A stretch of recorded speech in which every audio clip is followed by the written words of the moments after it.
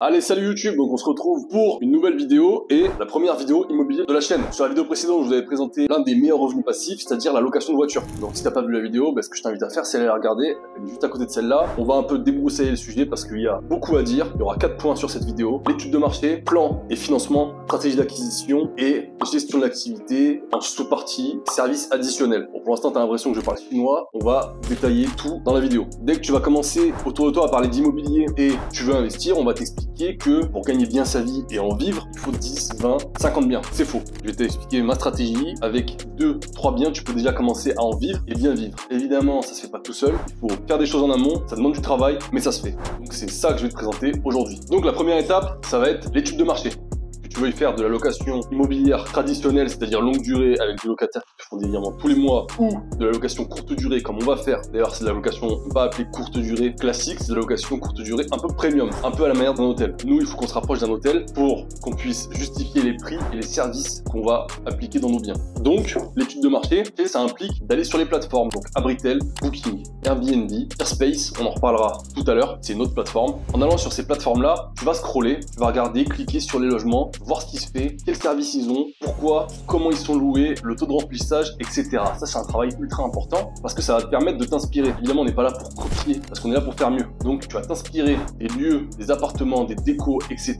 Ça aussi, on en reparlera plus en détail. Là, comme j'ai dit aujourd'hui, on va débroussailler. Mais l'étude de marché, elle est ultra importante dans ce premier point. Et deuxième point, elle va te permettre de faire le coût côté des travaux. Donc, si tu veux rajouter un jacuzzi, billard, foot dans ton appartement, dans ton établissement, tu vas commencer à visualiser les prix parce que tu te dis, ok, mon jacuzzi va me coûter tant, va falloir que je casse 2 morceaux de placo, va falloir que j'agrandisse cette pièce pour mettre justement le petit jacuzzi, etc., etc. En faisant ton étude de marché, tu notes tout sur une feuille, toutes tes idées, ce que tu as envie de faire. Ça va permettre de budgétiser ton projet et rajouter les services dedans. Une partie aussi ultra importante, ça va être le lieu. Moi, je te conseille, comme j'ai fait moi, c'est de prendre un logement pas loin de chez toi. Ça, c'est ultra important. Tu vas pas commencer dès qu'il y a un énorme problème à taper des 4 heures de route aller-retour. Donc, à 20, 30, 40 km de chez toi, pour moi, c'est un peu le grand maximum. Des fois, de temps en temps, y aller, pouvoir être sur place, évidemment. Le but, c'est pas de s'inventer un deuxième travail, mais il faut quand même être pas trop loin. Donc voilà, pour la première partie, étude de marché et tout ce qui englobe autour, donc tout ce que je t'ai dit. La deuxième partie, qui est pour moi tout aussi importante, ça va être de faire ses plans. Pas des plans seuls, mais de contacter une boîte qui le fait, c'est encore mieux, parce que ça va permettre, une fois que ça sera fait, d'avoir dans ton dossier de financement, quand tu vas aller voir les banques et leur demander de l'argent,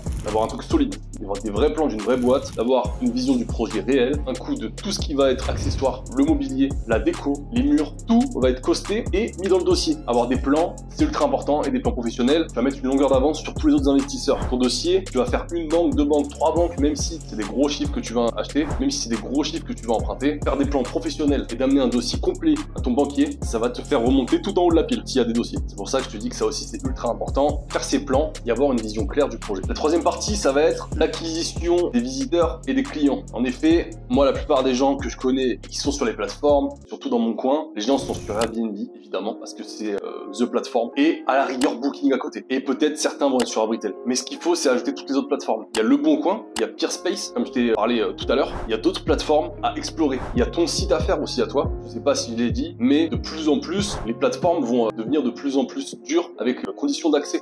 Donc ils vont chercher les DPE fragiles, ils vont regarder qui fait quoi dans les logements. Ça va être de plus en plus compliqué de louer sur ces plateformes. Donc c'est pour ça que si demain Airbnb, Booking ferme, il faut que toi et ton site, tu peux derrière rediriger avec de la pub Google, Google Ads et ou de la pub Facebook. Mais voilà, c'est pour ça qu'il faut que tu aies ta propre plateforme de réservation pour chaque bien. Comme ça, les gens, pareil, si ils ont aimé, ils sont passés par Airbnb, ils ont aimé ton appartement, derrière, ils te rappellent, ils te disent on aimerait bien réserver, tu les rediriges sur ta plateforme. Ça évite les frais et après, ils connaissent la plateforme, bouche à oreille, etc.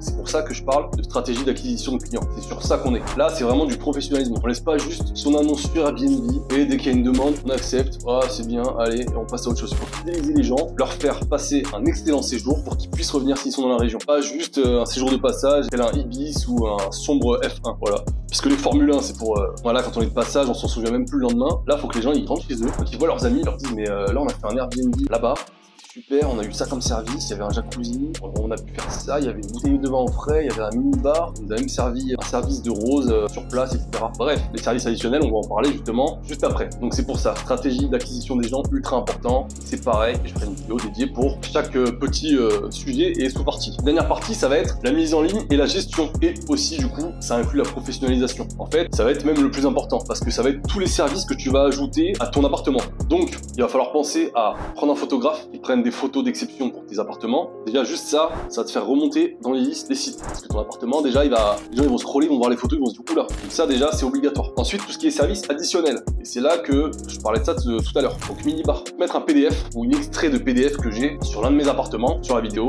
pour que tu puisses un peu te rendre compte quel service tu proposes et à quel prix. Une fois que ta liste des services, elle est créée, il faut que les gens, tu les rediriges sur ta plateforme où ils peuvent rentrer leurs moyens de paiement, ou sinon, tu peux faire autrement avec un dépôt de garantie, c'est-à-dire que les gens, avant de rentrer dans ton appartement, ils payent un dépôt de garantie de, admettons, 700, 500, 700 euros, ça dépend ce que tu exiges, et derrière, dès qu'ils se servent dans le minibar, dès qu'ils se servent dans ce qu'il y a dans ton appartement, tu les factures après leur passage. Mais voilà, ce que je conseille, c'est d'avoir des services additionnels. Donc là, comme j'ai dit, on débroussaille. Je rentre pas dans les détails, comment on met en place les services, les prestataires, etc.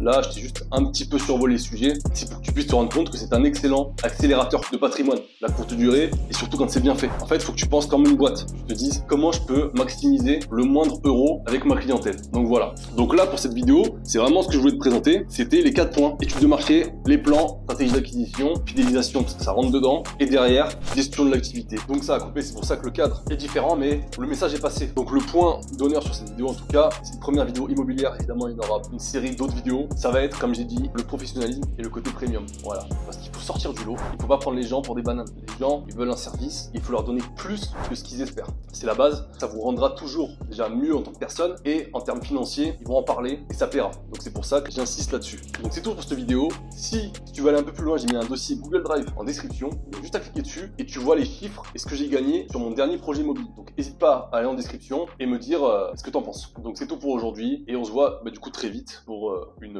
partie où on rentrera un peu plus en profondeur sur un des points que j'ai évoqué aujourd'hui. À bientôt.